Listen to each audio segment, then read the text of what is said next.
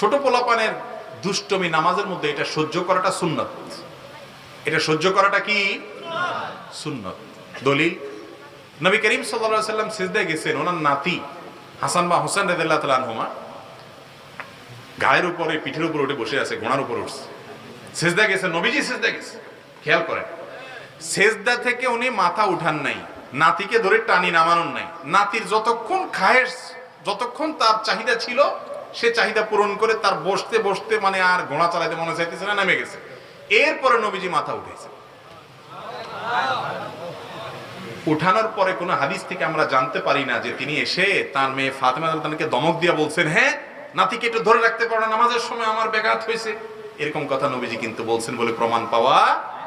তার মানে কি হলো, বাচ্চা যদি একটু ডিস্টার্ব করে এটাকে সহ্য করতে হবে, একটু মনোযোগ নষ্ট হলেও সহ্য করতে হবে, কারণ বাচ্চাকে নামাজে অভ্যস্ত